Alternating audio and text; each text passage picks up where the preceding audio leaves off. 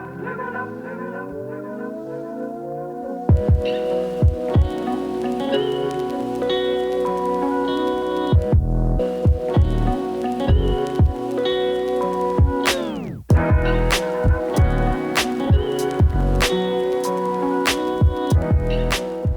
guys, how's it going? Welcome to another video. We are parked in a blustery car park and I can see Glastonbury Tor, which is quite cool. It's just being lit up by the morning light.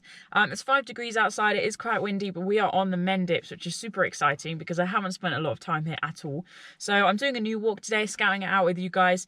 We're going to go down to Ebbor Gorge, which is a limestone gorge. It's been carved out over millions of years or however long. There's evidence of Neolithic archaeology there.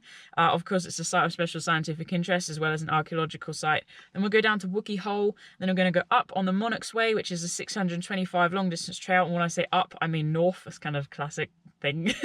Thankfully, we're not walking all of that today. We're going to go up to some Barrows, Priddy 9 Barrows, which is pretty well renowned for being 9 barrows. And there's another sort of burial site a little bit further on as well. And then coming back, we'll just come back via a nice country quiet road, or quiet country road. So there's lots to look forward to today, which is awesome. So I'm just going to finish getting ready and then we'll crack on and head out. Hopefully we won't get blown away. Let's do this thing.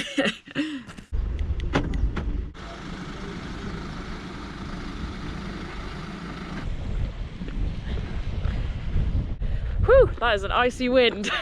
I am not layered up enough for this, but I'm being bold and starting cold. It's so cool just being able to see Glastonbury Tor on the whole Somerset landscape here. Really quite impressive. On a good clear summer's day, this would be a nice spot to hang out. Public footpath. Let's go. Ugh. It was a little muddy underfoot, but that didn't bother me so much. Instead, I was lost in the impressive sights ahead, stretching out for miles upon miles. This was the Somerset landscape I had come to explore.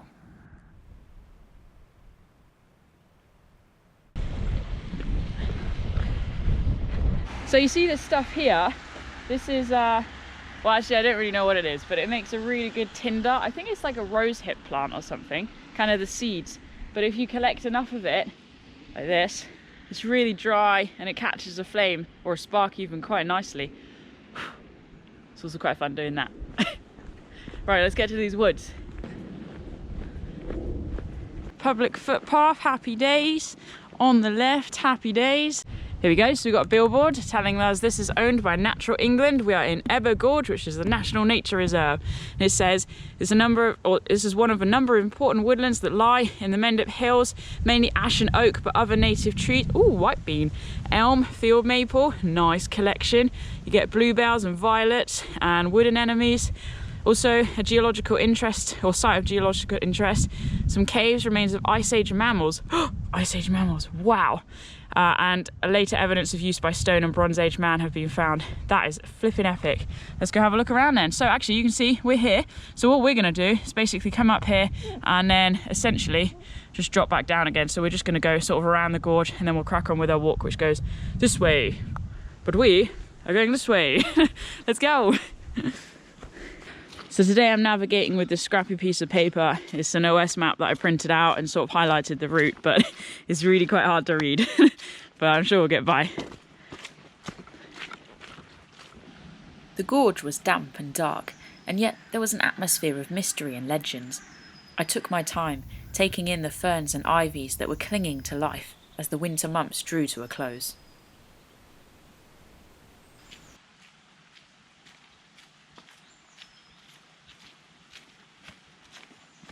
Oh dear. So I've just come upon this gate, which is not just a gate, it is a gate in mud. So this is the standard of today's walk, I think. People have gone that way. I might see if I can do that myself. Thank you, Rock, for your kind and generous support in this moment of trouble. Oh, there we go. And then we've got to slip and slide up there. Actually, I have a plan, people. Trying to just stick on the vegetation. It's probably not the best thing for the planet, but it give you a bit more support. Actually, it's not that bad. It's not that bad. Come on, it's all in the thought process. It's all in the language. Plenty of people have slipped down here though.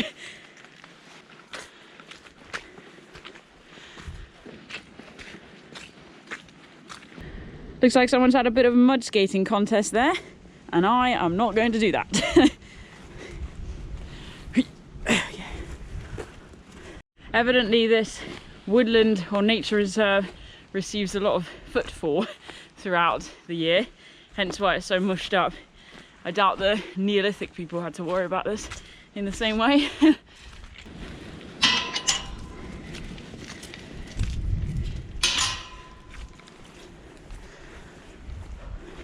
So the Mendip Hills are an AONB, so they're an area of outstanding natural beauty, and they cover about 200 square kilometres.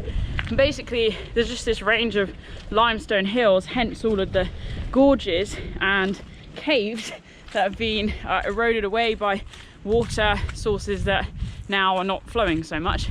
But the only other walk I've really done here is my walk around Cheddar Gorge. Cheddar Gorge is a real sort of tourist hotspot in the summer, but I just really wanted to get out and get a feel for the rest of the hills, and that's why I'm here today, to have a bit of an explore, a little bit of an adventure, and see what we can find, archaeological, geological, and anything else that pops up. Eventually I reached the top end of the gorge, where I dropped back down, or rather skidded back down, into the trees. My map said I should have been passing Neolithic caves and boulders, but I couldn't spot any, perhaps because I was so focused on staying upright. It wasn't hard to lose myself in the beauty of the wintry forest though. Stark to the untrained eye, but for me, simply magical. We got some sunshine coming through. Here we go, we're heading on this way, and the sign is super helpful. We're now joining the West Mendip Way.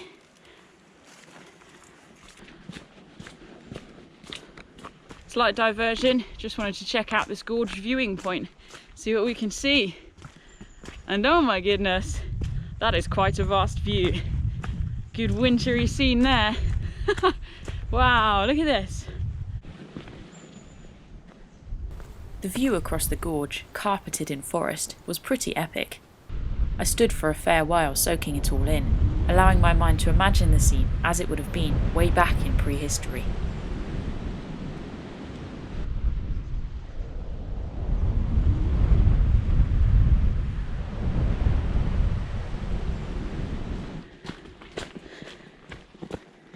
It's kind of really interesting to think about the people that would have lived here all those thousands of years ago during the Neolithic and the Bronze Age. You know, this whole landscape would have been wooded, so they potentially would have contributed to some of the clearing, especially as the agricultural movement came into practice around the country. But you know, this woodland obviously is now a managed woodland. It's owned by Natural England. It's a nature reserve, so there's certain things they do, certain standards they try to maintain to ensure the native trees stay native and non-native species like rhododendron don't take over. But this woodland is going to be reasonably similar to how it would have been all those years ago, and I find that so interesting that we, as the almost post-modern civilization, can walk through a landscape that has footprints from prehistory in it, and that just inspires me so much. It transports my mind into the minds of those, our ancestors who would have lived here. How would they have survived? How would they have viewed this landscape? It would have been their home, but it also would have been a place for their food and their sustenance and their shelter and their communities. And I just love that. I love being able to walk through places like this. It's just magical. Just about to join the main trail here. I spotted this willow depiction of something, maybe a wolf or a dog. Can't quite tell. There's a metal outline, I don't know if you can see that. Kind of cool though, and a little waggly tail.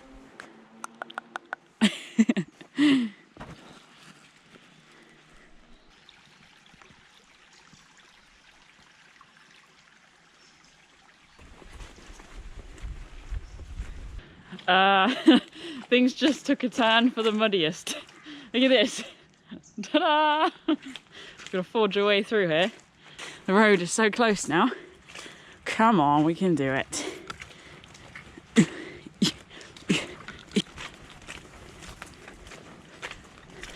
And to add to the fun, it's just started raining. Okay then, quick. cover.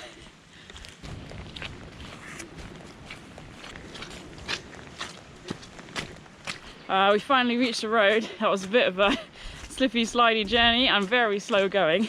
But we're going to head into Wookey Hole now. The road will be a bit faster, and then we'll pick up the Monarch's Way. Wookey Hole Village was a quiet place, though I knew that in the summer it would be busy with tourists visiting Wookey Hole Caves, with its crazy golf course and dinosaur walks. I was keen to check out the old paper mill, powered by a small canal, that dated back to the 1860s. The earliest mill here was recorded in the Domesday Book of 1086, but that was used for grinding corn. It wasn't until 1610 that a paper mill was built. Nowadays, it sits as part of the Wookey Hole tourist complex, where visitors can still see the Victorian machinery in action. So that's all we're going to see of Wookey Hole today. So I'm heading out of the village now, climbing up alongside the paper mill, and hopefully this will take us to our footpath, because I'm really struggling with this map today. Public footpath. Up there, I guess. How do we get through here?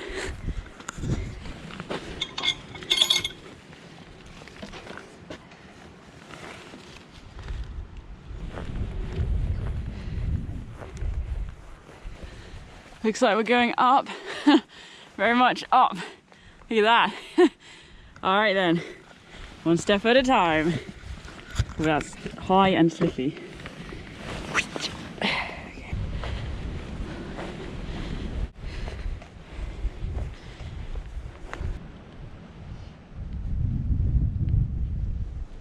Woo! That was a good climb. Hot and sticky in my waterproof now. But check this out. Just absolutely incredible view right across the landscape. Glastonbury Tor right in the middle. That is quite something. There's even a chimney down there. Some kind of old factory. Oh wow. Got to be nearing the highest point because there's a beacon over there as well. Feeling good. Loving this.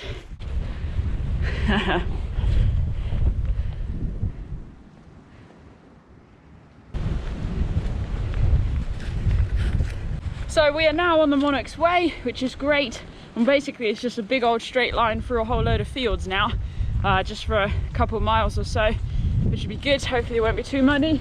Just keeping an eye on the weather, and wind's picking up. Well, we're just a bit more exposed now, so I'm feeling the chill because I sweated coming up that hill, but otherwise feeling good. A bit snotty, but definitely good. Monarch's Way. Doo -doo -doo -doo. The trail headed north along the edge of a number of fields, where some of the boundaries looked really old, all covered in lichen and moss.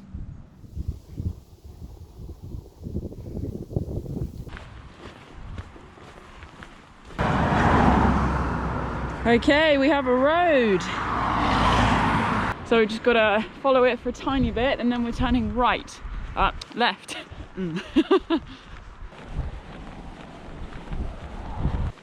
Here we go. Footpath sign, Rose Cottage. Let's go this way. Leaving the road behind, I passed by a woodland, marked on the map as St Cuthbert's Swallet, home to the second largest and most complex cave on the Mendip Hills. Then I pressed on through a yard and out into the undulating remains of old Roman lead mines, and the Priddy Minories, now a nature reserve.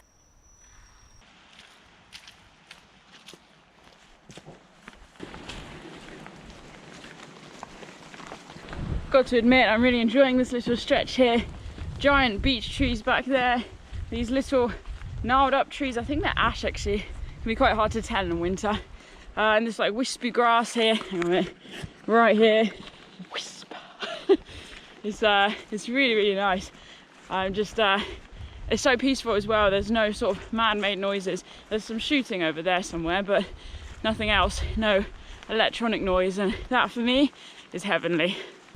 A little further on and I reached Fair Lady Well, said to be a holy well or sacred spring, likely to have links with prehistoric mining in the area. Right, let's go up to the top of North Hill.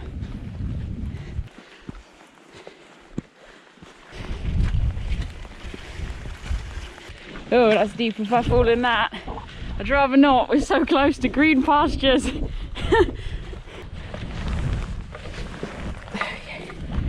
Oh, ace. Alright, to the top we go. Sheepies. Oh my goodness, so we've reached the top of the hill. We're about 310 meters above sea level.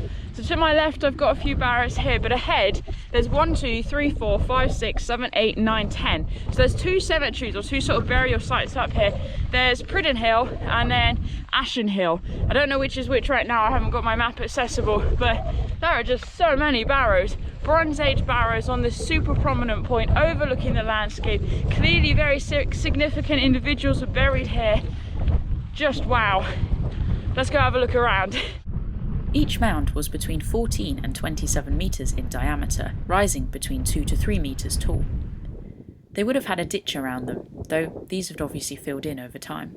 Past excavations in the area, in 1815 by John Skinner, uncovered cremation burials, bronze daggers, spearheads, decorative amber beads, and incense cups. Wow, look at this place. Gosh, just in a line. You know, I bet that's east to west, or east to west. Let's get the compass out. Whew, cold. Let's have a look. There we go, pretty much. So north's ahead of us, just slightly to the left. Oh, sweet. Wow. So I'm gonna leave the barrows behind now. I can see the weather coming in. Looks like we might get a bit wet. So basically we're gonna head down to pick up a quiet road. Hopefully it's quiet anyway. And just make our way back to the car. So it's a couple of miles still yet, but it's getting pretty chilly and dark. Keen to keep moving really. Another barrow there. So obviously been ploughed out a bit, all collapsed.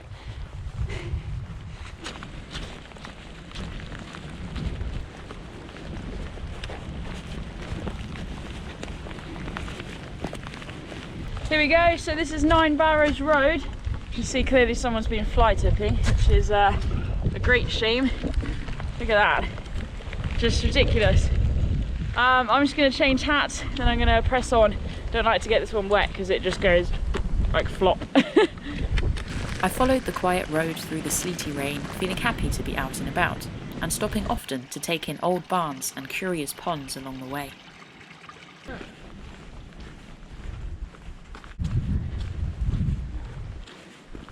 Sunnies are on, just in case it brings out the sunshine, and it might be working. But I just left the road behind briefly. I saw this church on the map, and basically you can only get to it by using a footpath. So I'm going to go have a look and then we'll rejoin the road a little bit further on. The Church of St Lawrence dates to the 13th century, with some rebuilding having taken place in the 15th century. It actually underwent major repairs during the 19th century after it fell into disrepair, with the roof falling in and water damaging the interior. Back on the road, heading back on the road, now officially heading down to Priddy. It's a very, very cold wind. It's invigorating. Let's go check this out. Some kind of old building. It says, these hurdles are a symbolic reconstruction of the original collection. They were stored here to form the pens for the sheep fair, which moved from Wales to Priddy in 1348. Wow. At the outbreak of the Black Death. The fair is now held annually on the nearest Wednesday to original date on the 21st of August. Hurdle Stack was destroyed by a fire on the 28th of April 2013 and rebuilt by volunteers from the parish in July of the same year. The sheep fair was last held here in 2013. So, wow, I'm a bit confused, but that's okay. Oh, I see. These are the hurdles. Actually like stacked in the building. Oh, got you. Wow, that's clever.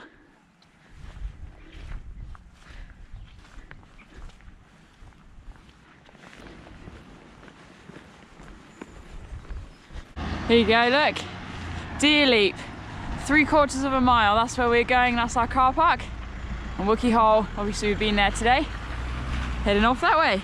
Follow that car.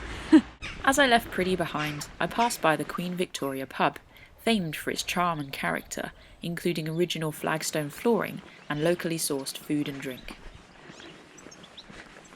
We're walking along this road for a little bit now, just sort of reflecting on the little walk today. I really enjoyed it. Kind of came out as a spur of the moment thing. I wasn't sure what the weather would do. I was like, well, it's 8 miles, I can bosh that out in a few hours, and I have done. It's been really good, a little bit muddy, but lots of archaeological sites to see, and I reckon a bit later in the season, so we are 12th of January today, so a bit later in the season it'll be drier, and I'm sure you'll be able to see more with the trees coming through with their leaves in spring. I bet it'll be a beautiful walk, so I feel pleased to have scouted that out. I'm just going to head back to the car and then head home really. So thanks so much for walking with me today, guys. I hope you enjoyed it. Hope you've been drinking like a warm drink, because it is cold here and I would like you to be warm and happy. So thanks so much, guys, and I look forward to seeing you on the trail again very soon, and until then, stay wild.